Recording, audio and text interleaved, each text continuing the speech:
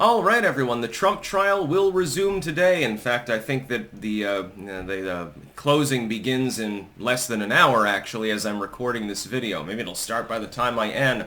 Exciting times. This has been fireworks the entire time. You've had Stormy testifying that she talks to dead people and talking about Trump's dick. Well, she wasn't allowed to talk specifically about the dick, but everything else she was allowed to talk about. You had exculpatory witnesses denied repeatedly by Merchan. You had Cohen's insane testimony where he literally says that he stole a shit ton of money from the Trump organization while working there. This is when he was supposedly a Trump ally, by the way, so he would be in the know. He was the star witness. So we've seen some crazy shit. It's clear that the judge is biased. By the way, the final motion for dismissal, he has not actually decided it yet.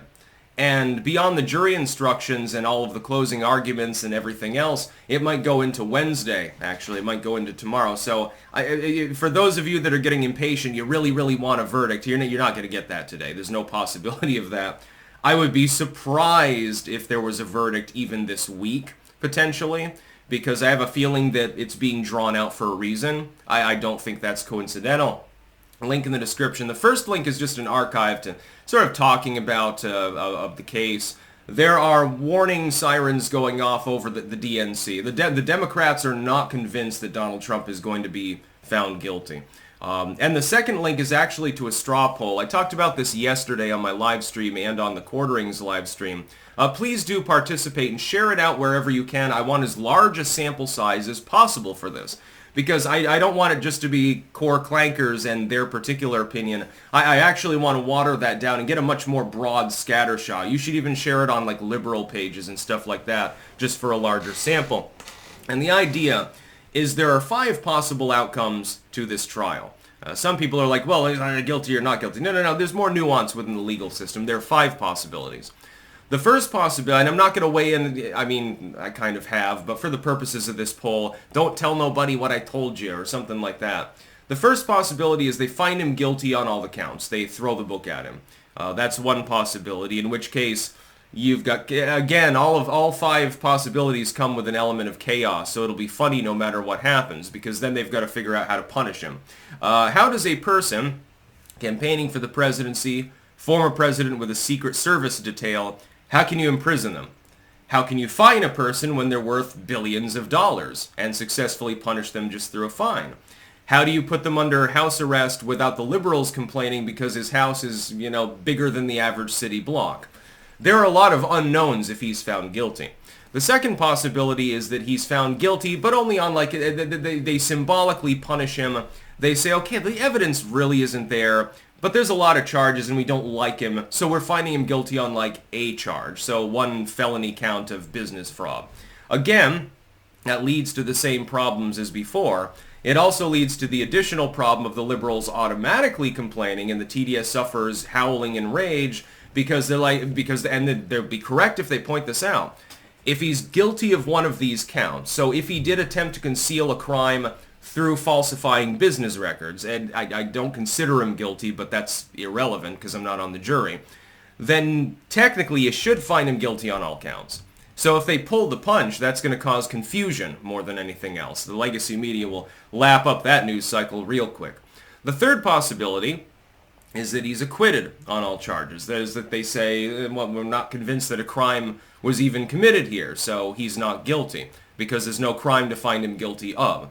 Again, you have chaos. The liberals will be up in arms. How can the court do this? He's quite clearly self-evidently guilty. Orange man bad. You'll probably end up with protests. You'll probably end up with significant protests if he's found not guilty.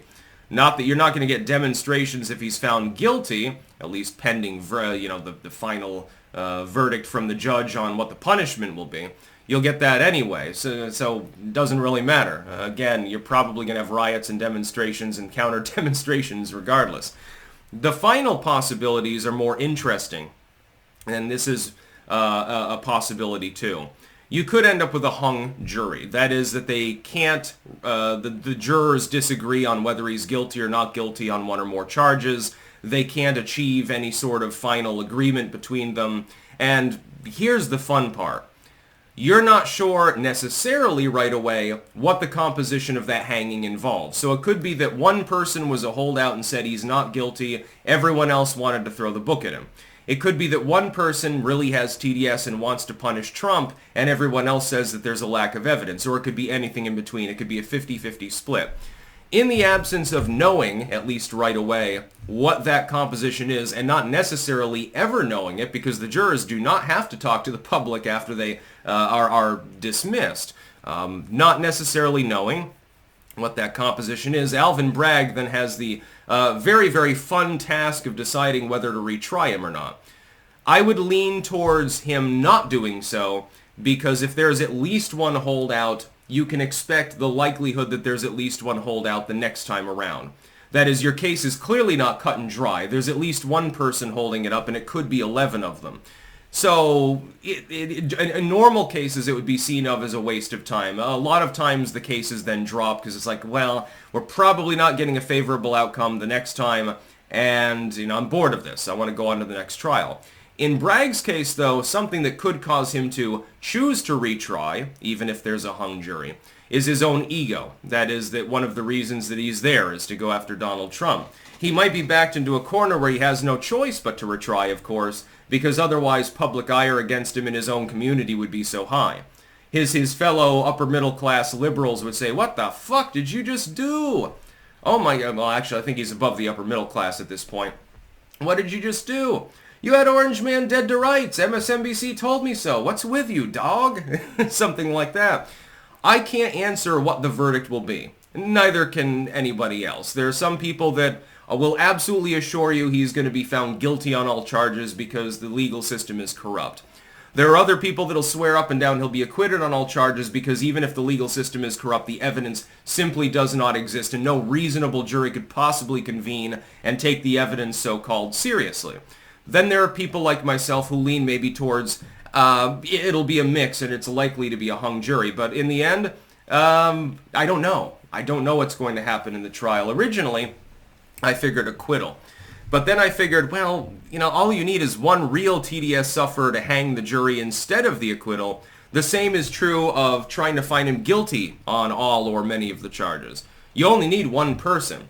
And juries, this happens on a routine basis. You have hung juries, and sometimes there's a retrial, sometimes there's not. So please participate in that poll. I'm very, very interested in hearing what you think in the comments down below, by the way, cross-platform. I'll be paying close attention to them because we are going to be on verdict watch after today. It is possible we get a verdict on Wednesday. Not terribly likely, but it's possible. I don't know how long these jurors are going to convene.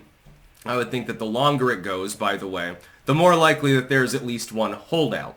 And I hope these people understand jury nullification too, because again, this is an untested legal concept that this kind of hush money payment can even be illegal physically. This is probably the biggest boon for the defense, the fact that there is no precedent for it in the legal system at all, and it happens to involve a former president of the United States, is both a bad and a good thing for Trump. It's good in the sense that without that precedent, it weakens the prosecution's case. But it's bad for Trump in the sense that he's a highly polarizing political figure, and the jury has been convened from New York City, which is very, very much blue. Although, as we saw the other day with his rally there seem to be some holdouts, and Alvin Bragg is sweating nervously, hoping that one of those people is not on the jury. That's about all. Peace out.